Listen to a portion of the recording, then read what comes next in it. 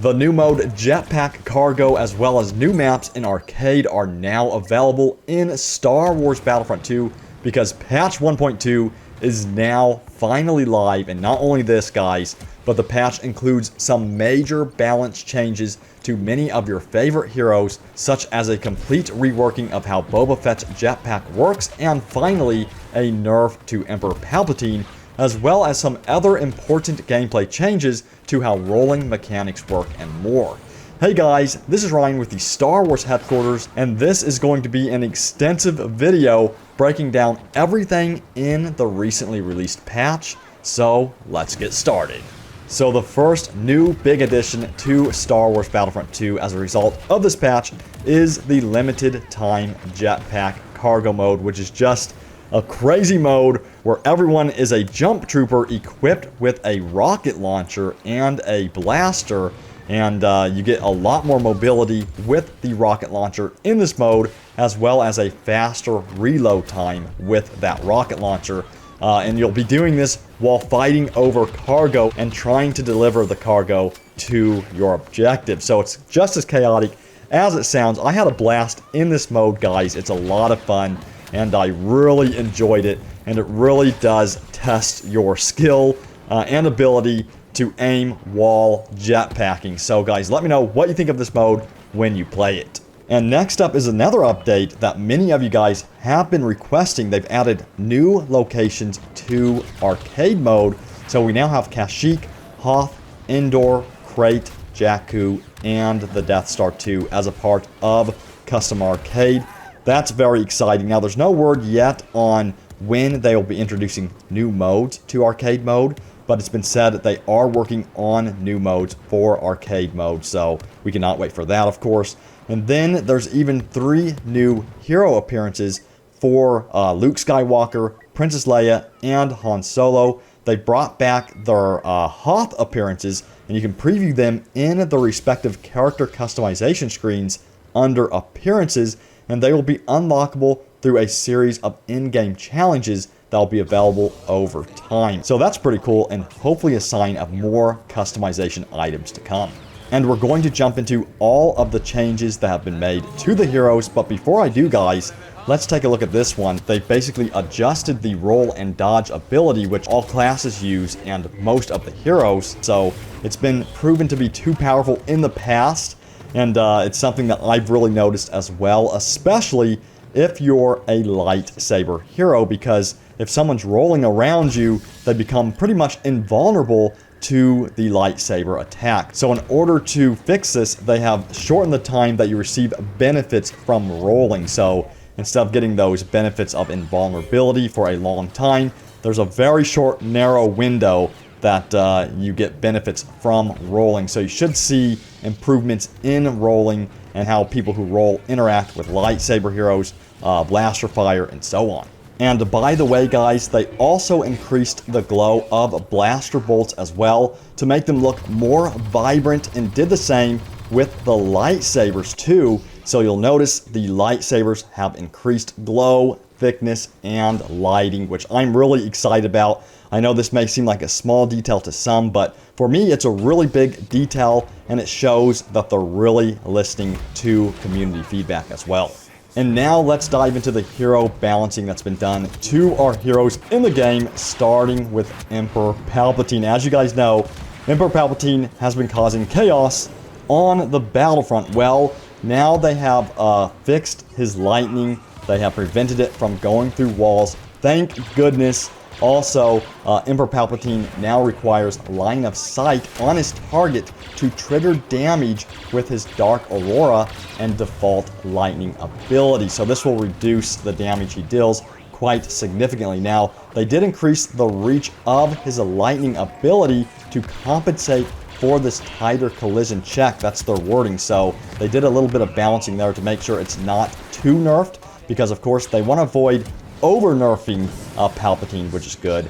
And this is a very, very good thing, guys. I'm very excited about this because Palpatine, to me, was ruining some of the matches that otherwise would have been fun to play. So this is a great fix. Now, Chewbacca also has some nerfs that were applied to him, including reduced bowcaster side projectile explosive damage from 25 to 21.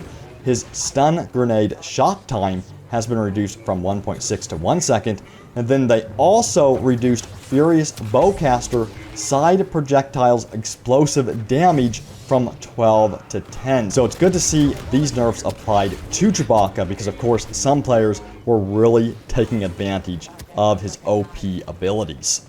And Boba Fett has had some major changes to his jetpack, the way it feels when you fly with it, and they've increased maneuverability significantly with these changes. So give Boba Fett's jetpack a try now, guys. You should immediately notice a big change to his jetpack, and then also they've improved his efficiency at distance with the EE3 as well to make him more accurate while in the air. So that's pretty cool. And when it comes to Darth Vader, one of my favorite villains in the game, they changed how his choke ability works. And in their wording, they said they did this because it will simplify comprehension for the player. So that's interesting. So it should be more simplified.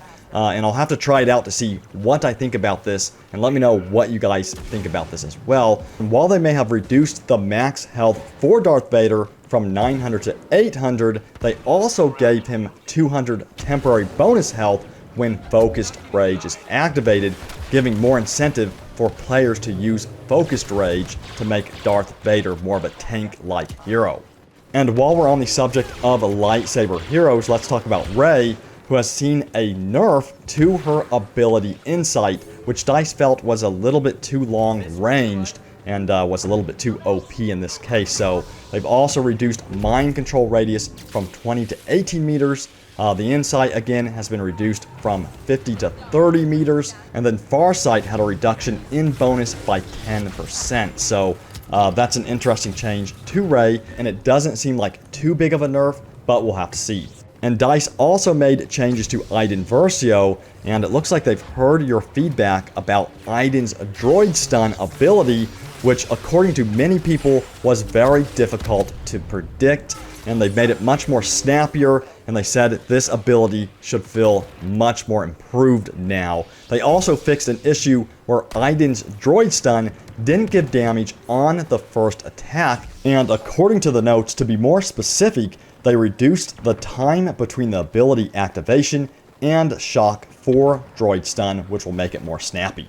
And Bosk has seen both nerf and buffs, so they balanced him out a bit, starting with his Relby V10, which they say had a somewhat awkward high recoil. I did notice this. This is something I've noticed with Bosk's primary weapon. So they reduced the recoil a bit, and then they adjusted the animation to make it feel more responsive. Also, explosive traps, they reduced damage from 80 to 76 per trap, and then multi-trap, they fixed the blast damage radius to fit the star card's number. So apparently, multi-trap, was going over the values the star card showed, making him way too powerful in that regard. So they did balance that out and fix that problem. So Bosk has seen a balance change to him, and it all sounds like a good change as well.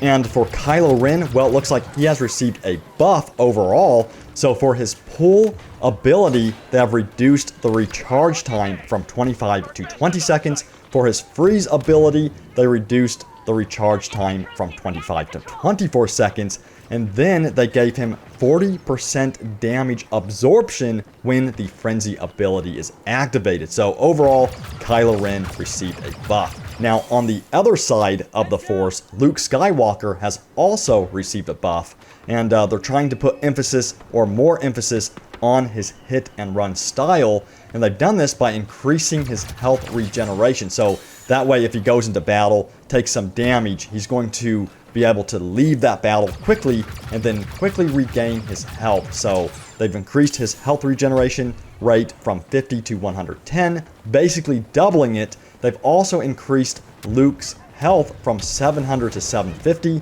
and then increased Luke's sprint speed by 0.6 meters a second.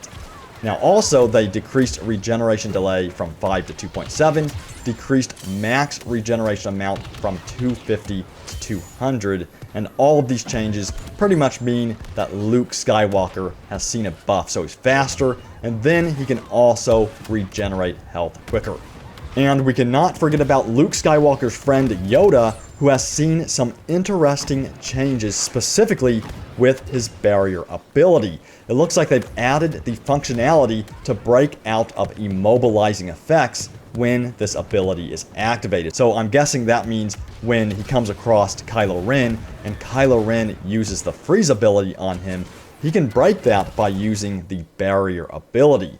Also, they've increased damage of his lightsaber from 80 to 115. They also increased energy holding time from 0.7 to 0.9 seconds for Unleashed, and then also increased the angle of Unleashed from 40 to 45 degrees, and then increased the first tier damage of Unleashed from 100 to 110, second tier damage from 125 to 130, third tier damage from 150 to 160, and then fourth tier damage from 175 to 190. So Yoda has seen a buff. I'm really excited about this. Yoda is another one of my favorite heroes in the game. I cannot wait to play with him with these new changes. And you can now add Lando to the list of heroes that have also been buffed. It looks like they felt that he was a little bit too weak against lightsaber heroes. So to combat lightsaber heroes, they have basically reduced his cooldown timer for Disruptor and Smoke Grenade. So